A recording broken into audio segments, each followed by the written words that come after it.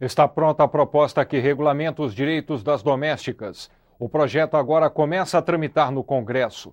Na Comissão de Consolidação das Leis, que preparou o texto, a expectativa é que ele vire lei em um mês.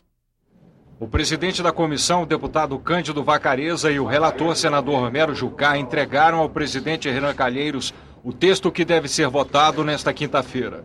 Depois da negociação com os sindicalistas, foram definidos os pontos polêmicos da regulamentação. Os patrões vão ter que pagar em dinheiro as primeiras 40 horas extras mensais. É claro que pode haver compensação nessas 40 horas. Por exemplo, o empregado que não trabalhar no sábado pode ser compensado dessas 40 horas e ser pago só o saldo. O excedente vai para um banco de horas a ser compensado no prazo de 1 ano. O INSS pago pelos patrões vai ser reduzido de 12% para 8%. A alíquota do FGTS vai aumentar de 8% para 11,2%. O valor a mais bancará a multa de 40% nas demissões. No caso de demissão por justa causa ou a pedido do empregado, o dinheiro será devolvido para o patrão. Havia uma proposta das centrais sindicais para que esse recurso pudesse ir para a Previdência Social, mas não há, até agora, mecanismo técnico que possibilite a retirada desse recurso do FGTS e a transferência para um fundo do governo. São coisas diferenciadas. Será reconhecido como empregado doméstico apenas quem trabalha no mínimo 3 vezes por semana na mesma casa.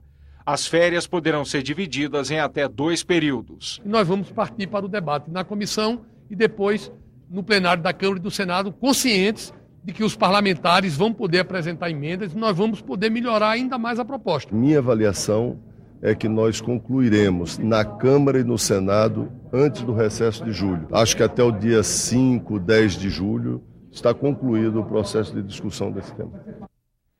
A comissão de juristas que está discutindo a atualização da Lei de Execução Penal se reuniu hoje para definir os temas prioritários de análise. A comissão foi instalada em 4 de abril e tem como prazo final 14 de outubro. A Lei de Execução Penal trata das regras para o cumprimento de sentenças. No início da reunião, os juristas aprovaram a criação de 5 grupos setoriais que vão analisar a lei por temas, que vão desde a situação dos condenados até as condições dos estabelecimentos prisionais. Os juristas também querem ouvir a comissão que está estudando a reforma do Código Penal, já que temas como a redução da maioridade penal podem interferir na lei de execuções penais, agravando o problema da superlotação carcerária. Os casos de roubo, de latrocínio, de estupro, são crimes, em princípio, crimes de adulto e não de menor. E é possível que se localizar um vetor nesse sentido de transformação, aí nós tenhamos de mexer na lei de execução penal para atender essa nova espécie de apenados. Mas, por enquanto, nós vamos depender do que for o trabalho constitucional da matéria e que for o tratamento também da Comissão de Código Penal. A relatora da comissão já está recebendo sugestões da sociedade sobre alterações na lei.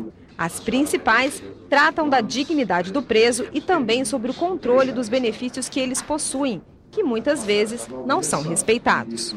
Em razão da superlotação, nós temos que buscar uma equação, mais ou menos uma equação matemática, de equilibrar a porta de entrada e a porta de saída. Então, as pessoas que têm direito de obter o benefício deve ser garantido para aquelas pessoas que estão em estabelecimentos superlotados que possam ser transferidos para estabelecimentos mais dignos. A Comissão de Infraestrutura recebeu especialistas do setor de transportes. A audiência faz parte do ciclo de debates Investimento e Gestão, desatando o nó logístico do país.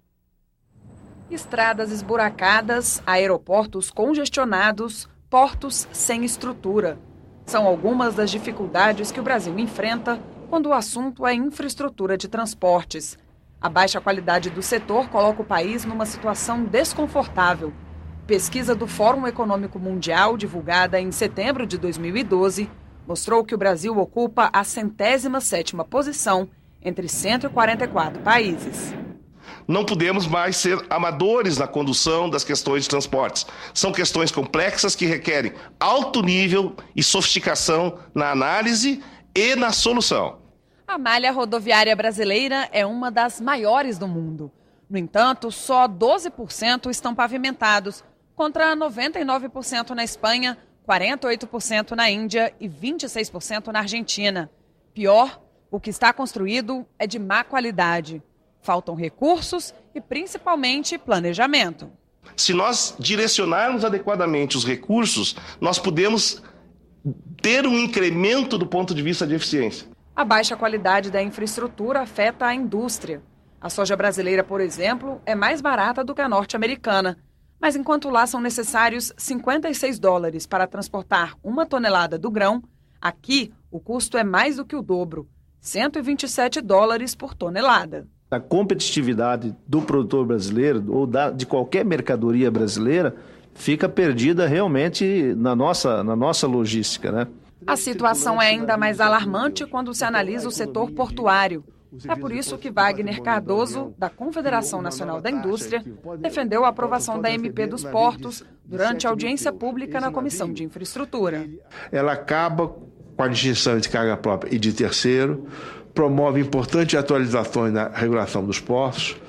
Muito importante, ela dá segurança jurídica aos 128 terminais privados existentes, ela harmoniza o conflito de interesse, o conflito comercial dentro do setor privado e ela avança na direção de criar um ambiente favorável aos investimentos e à participação do capital privado nos portos. Não vejo, é um planejamento estratégico do Brasil e com projetos eficientes. Os entraves que o governo não consegue resolver dentro do próprio governo, junto aos órgãos de fiscalização, aos órgãos ambientais, que são problemas do próprio governo, está passando um pouco essa responsabilidade para a iniciativa privada e isso não vai resolver o problema se o governo não se tornar parceiro da iniciativa privada na execução desses projetos. E a presidente Dilma Rousseff sancionou a MP dos Portos com vetos em 19 pontos. Os principais tratam da renovação e da prorrogação de concessões de portos. De acordo com o governo, os vetos vão garantir o objetivo principal da lei, que são a abertura e a competitividade do setor.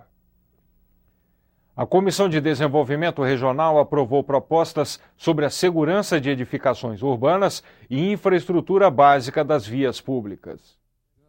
A Comissão de Desenvolvimento Regional e Turismo aprovou um projeto de lei que altera o Estatuto da cidade para obrigar que sejam feitas, antes do asfaltamento das ruas, obras de infraestrutura básica subterrânea, como drenagem de águas pluviais, esgoto sanitário, abastecimento de água potável e redes de luz.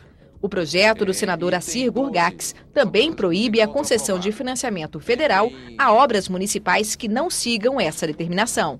Eu entendo que é importante, vai trazer eficiência e principalmente economia para os cofres públicos. Mas, acima de tudo, traz uma melhoria na qualidade de vida, porque nós queremos asfalto, mas nós queremos também que sejam construídos o esgoto, a canalização das águas fluviais, tudo aquilo que passa por baixo do asfalto, para que nós não tenhamos um trabalho de refazer novamente no futuro. Outro projeto aprovado determina a realização periódica de vistorias em edificações de uso coletivo para avaliar as condições de estabilidade, segurança construtiva e manutenção. É um projeto importante, né? São edifícios acima de 50 anos de idade que tem que passar por essas inspeções periódicas, né? Nós vemos aqui tantas tragédias que já aconteceram, o edifício de Joelma que matou mais de 180 pessoas, recentemente no Rio de Janeiro desabou 3 edifícios e estava na hora da gente fazer uma lei realmente que pusesse fim a isso. Produtores rurais do semiárido poderão renegociar as dívidas contraídas até 2001. A redução dos juros e a ampliação do prazo para a quitação dos débitos vão ser incluídas em uma medida provisória que já está no Congresso. Os presidentes do Senado e da Câmara discutiram com o ministro da Fazenda, Guido Mantega, os critérios para a renegociação das dívidas dos agricultores da região Nordeste. A proposta analisada com o governo oferece o benefício aos produtores que fizeram empréstimos de, no máximo, R$100 mil até 31 de dezembro de 2001. Além de mais prazo para pagar, eles teriam a redução dos juros e do saldo devedor. Você financiou um trator, está devendo 10, com o sistema produtivo destroçado, evidentemente que aquela pessoa não vai ter como pagar. Então, ela precisa primeiro, da suspensão da execução. O governo concorda.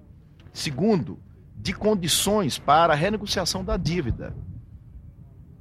E terceiro, de um crédito novo, né, para que ele possa continuar a atividade produtiva. A renegociação das dívidas será incluída na medida provisória 610, que já está sendo analisada pelo Congresso. Originalmente, a MP propõe ações de socorro aos municípios atingidos pela seca.